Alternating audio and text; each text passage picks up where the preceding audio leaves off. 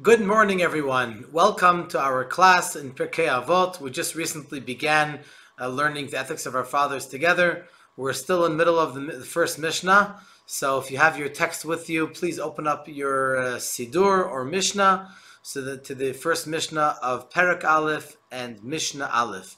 Thank you so much to Mordechai and Raya for hosting this class. And today's class is dedicated to the greatest place in the world, Eretz Yisroel. What a great zchut that we have to be here, to be able to learn Torah, teach Torah, and be involved with such amazing people over here in Yerushalayim, Ir HaKodesh. The joke is told about the history teacher in communist Russia who comes into the class and starts telling the kids in the class what happened in the year 1700, in the year 1710, 1720, and so on. And then he says, and what happened in the year 1799? So the Jewish kid pipes up and says, that's the year that the Alter Rebbe came out of jail. So of course the communist teacher made fun of his answer and said, no, that's the year that the Russian author Pushkin was born in. Then he goes on and says, and what happened in 1812? So the child jumps up and says, I know, that's the year that Pushkin had a bar mitzvah. In other words, a Jewish person always sees from the Torah perspective and from the Jewish perspective how we're supposed to look at the world. And so in this shiur, we're going to learn the foundation on how to understand the first Mishnah, and this being the first Mishnah of the Pirkei Avot, it hopefully will open our minds on how to learn Torah and how to look at Pirkei Avot. When we say Moshe kibel Torah miSinai, Moshe received the Torah from Sinai, u'mesara liYoshua, and he gave it over to Yoshua. It's important for us to remember that there are two ways that we can understand the concept of receiving the Torah. One way is called Matan Torah, giving over the Torah. On the other hand, we have Kabbalat Torah, receiving the Torah. They're not contradictory, they're just two different approaches. One approach is that Hashem gave us the Torah, it was given over to us. When we talk about the Torah being given over, the focus is more on the authenticity of where the Torah comes from.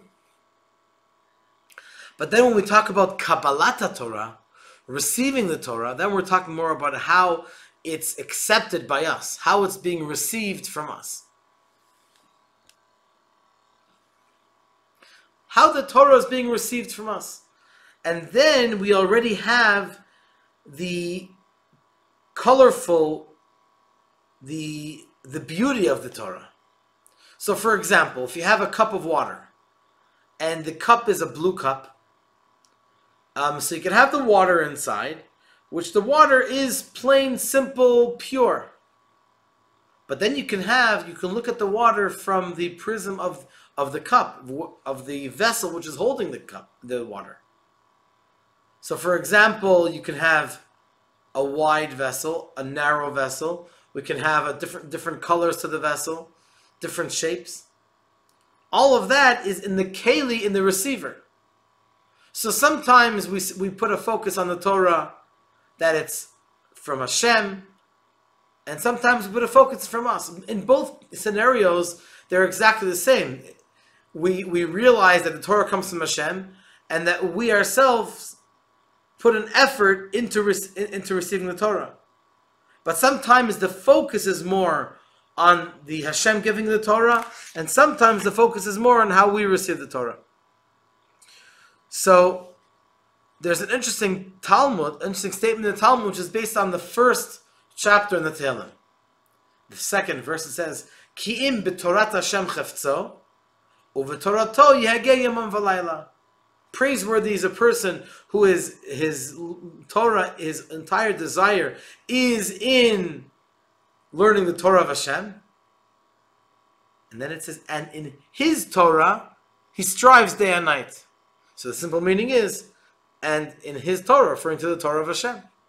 But if you look a little deeper, it says his Torah. In the first part of the verse it says Torah of Hashem. And then it says, and in his Torah he strives day and night. What does that mean? So the Rebbe explains beautifully, what based on the Gemara, that before you start learning, the Torah is Hashem's Torah. After you've learned the Torah, it's your Torah. What does that mean? Obviously, even after you've learned the Torah, it's Hashem's Torah.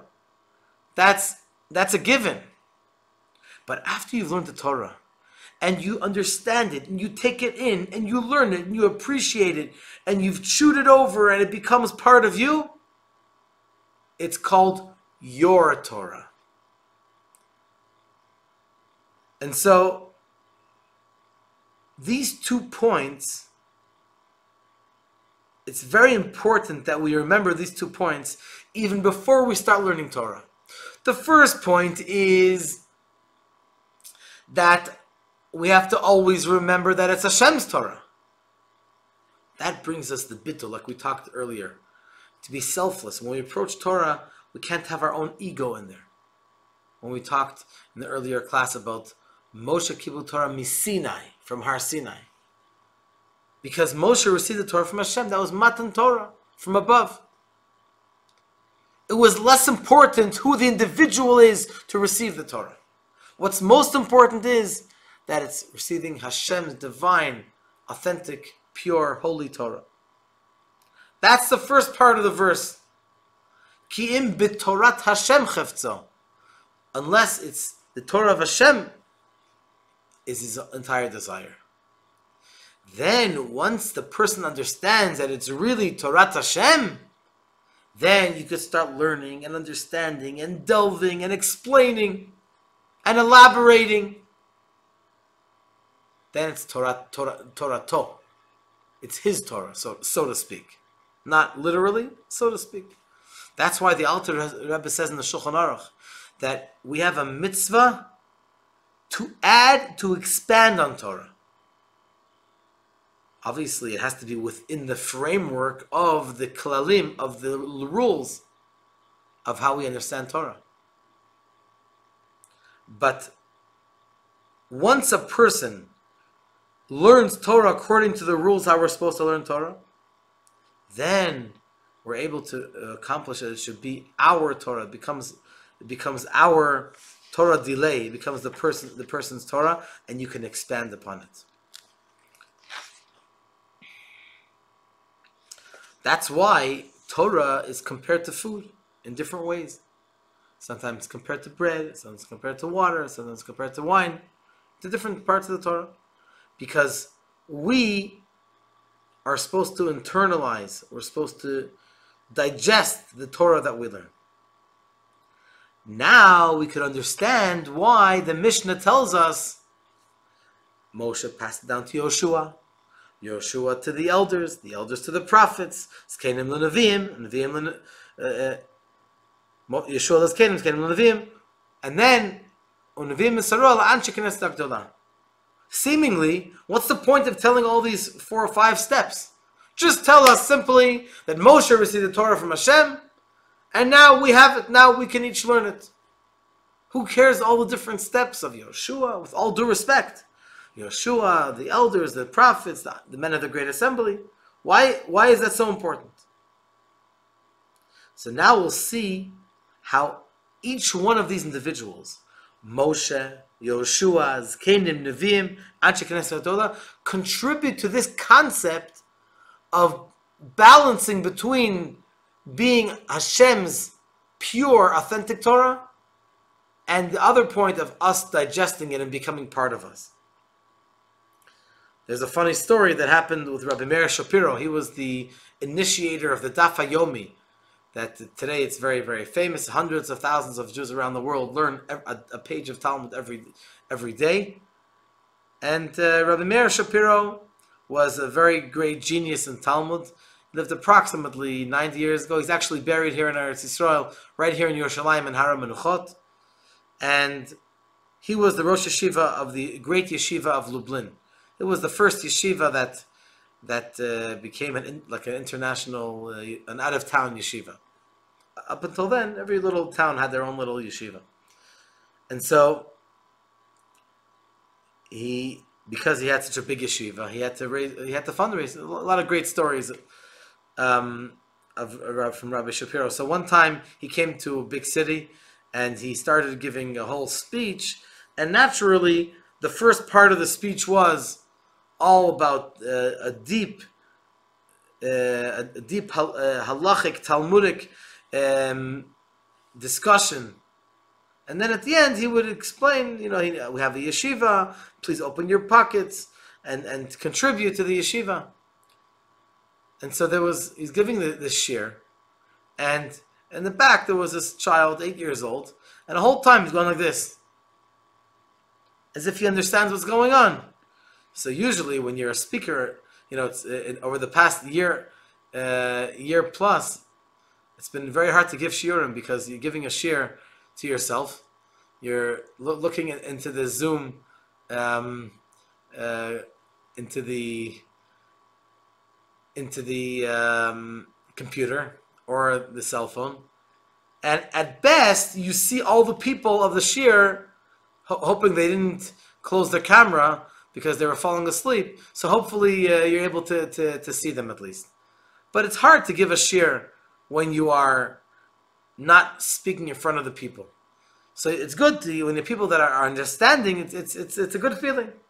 So at the end of the shir, everybody comes over to Rav Shapiro and says, "Thank you very much. What a wonderful." So the Rebbe says to this child, "I see you're going like this the whole time. Did you really understand? Can you share with me something that you understood from my deep shir?" So he says, "Rebbe, I'll tell you, I understood that you were saying people should give money, people should open their pocket. The whole time that's what you were saying." So, in a sense, this child digested the speech from the Rebbe, Rabbi Shapiro, better than all of the other Torah scholars and wealthy individuals, because he understood the practical. He digested it properly. He understood what Rabbi Shapiro was getting to, what he was getting at. And so, what is the first step in bringing down the Torah? "Quote unquote," receiving the Torah. Moshe Kibel Torah. You have to be a Moshe. Who was Moshe? As we said in yesterday's class, that Moshe was the most humble person of all people. This is like the story of Rabbi Zera, who was one of the greatest Amoraim authors in the Talmud. He was in Bavel, Iraq, Babylon, and he came to Eretz Yisrael. Now the Babylonian Talmud is totally different, a totally different approach, style, than the Talmud Yerushalmi, the Jerusalem Talmud of Eretz Yisrael. It's also the way of thinking. Eretz Yisrael's way of thinking is much clearer. So what did he have to do? He had to get used to the style of learning the Eretz Yisrael Talmud. Speaking today about Eretz Yisrael. So the Talmud tells us he had to fast 100 fasts in order to, quote unquote, forget the previous style of learning Talmud and to reshape his thinking into being able to appreciate the Jerusalem Talmud, the Talmud Yerushalmi. Or it's like the Rebbe's chief, we call in Hebrew a choizer, when it's someone who repeats the Farbrengen. Rabbi Yoel Khan, may Hashem bless him for many happy years. He's Baruch Hashem over 90 today. And it's an amazing story how he got from Eretz Yisrael to New York. But that's not for now. So he would stand for hours on Shabbos. He was like a tape recorder. He could record the entire Farbrengen that the Rebbe said. Every single word that the Rebbe said, he would remember. And he would repeat it right after the Rebbe's Farbrengen. And after Shabbos, he would record it, write it down. So they once asked him, "Rabbi Yoel, how do you remember every Shabbos, the entire Farbrengen?" And so he said, "When I stand in front of the Rebbe during his Farbrengen, I do a reset. I come almost like empty, a brand new recording. Obviously not literal, just he's a genius with a memory which is almost unparalleled. And then I'm able to receive. So in other words, what's the message? You want to advance, you want to internalize, you want to learn Torah properly? First you have to come with an approach of Moshe Rabbeinu, being the most humble person, not coming with an ego. You want to learn Hashem's infinite Torah? Well, you have to, the first step is to be like Moshe. And therefore, the Torah was given in a desert, not in a place which is an inhabited place. Because you have to come like a desert, you have to come humble. Not like the built up place with skyrisers and all the stuff that's happening. Just simply to be like a Moshe. Then, who did Moshe give the Torah to? He gave the Torah to Yehoshua. Well, who was Yehoshua? Yehoshua was Moshe's prize student. Why did Moshe give the Torah to Yehoshua? Why didn't he give the Torah to his own sons or to anyone else? Because Moshe saw that Yehoshua was an individual who was lo yamish mitoch oil. He never moved from Moshe. He was always close to Moshe. He was so dedicated that he had the quality that we said earlier about being selfless, dedicated, being a keli, being a vessel, and at the same time to be Torato umanuto. Soon we're gonna, in a couple of weeks, about 2.5 weeks, we're gonna have Lag BaOmer.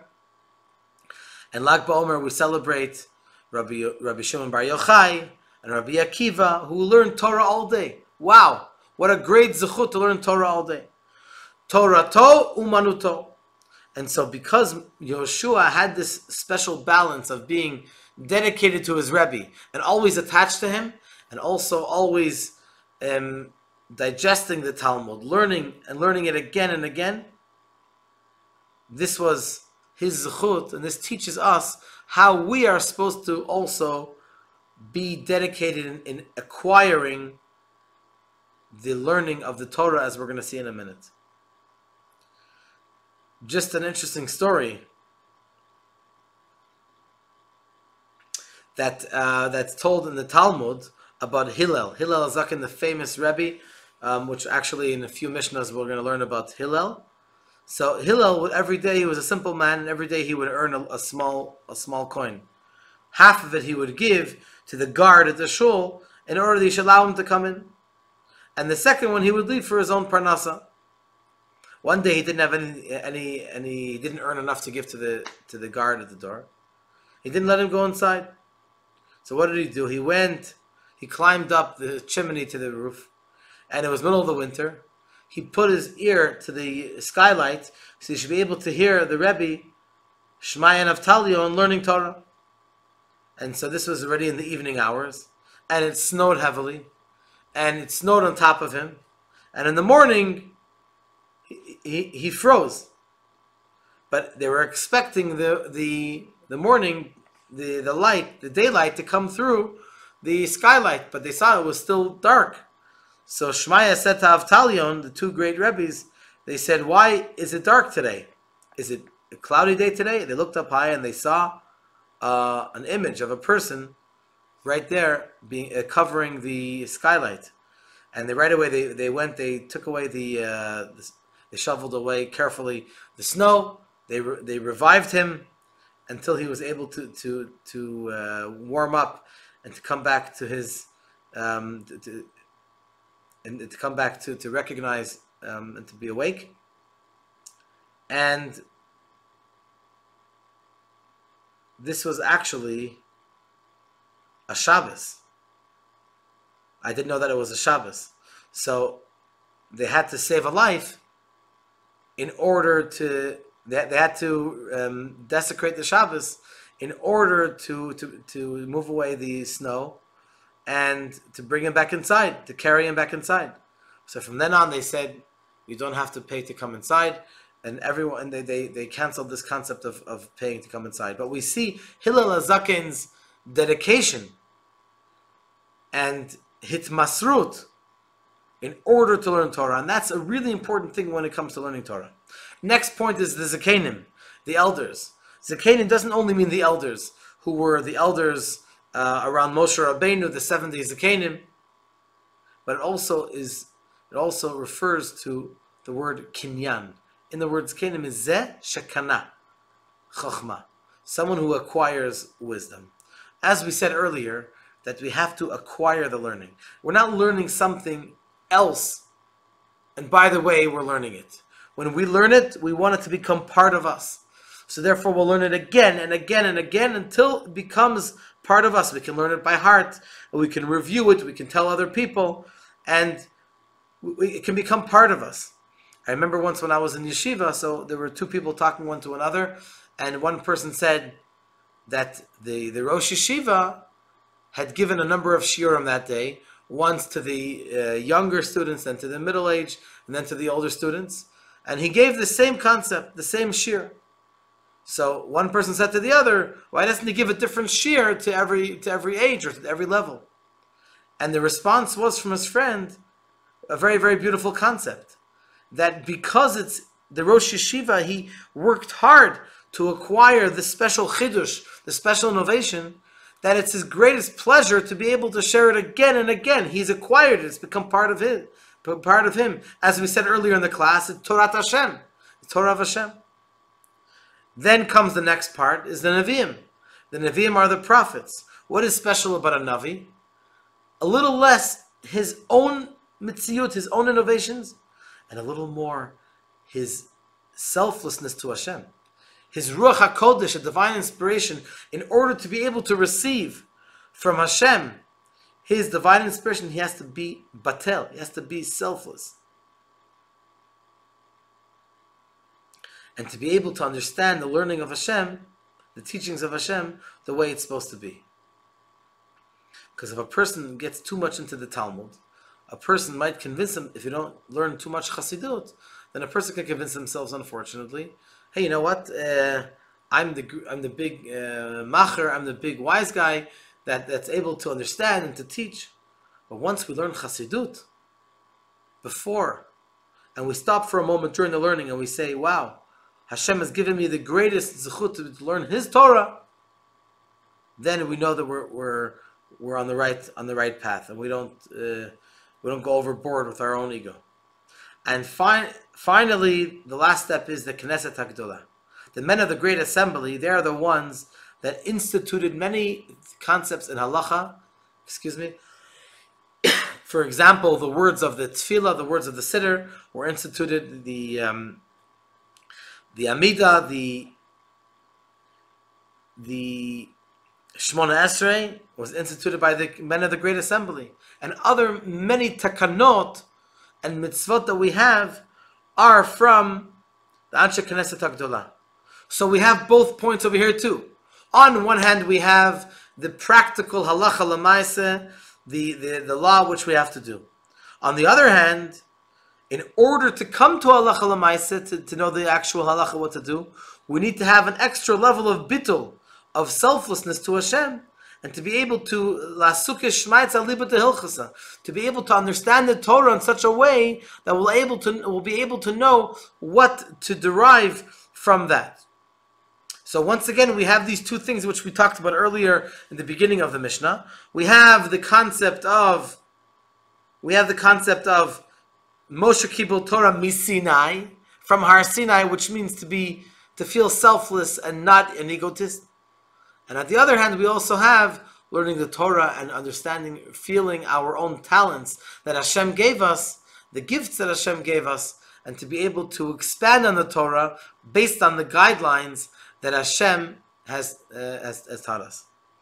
Thank you so much for joining us. Be'ezrat Hashem, next week we're gonna start learning what the Anshe Knesset HaGdolah taught us, and tomorrow morning we're gonna learn the Kabbalah Cafe. So please join us right here, 9:30 to 10 o'clock. Spread the word. I look forward to seeing all of you, Be'ezrat Hashem, to learn as often as possible together the Pirkei Avot and the other great shiurim that we're learning together. All the best. Toda Rabba. Thank you so much.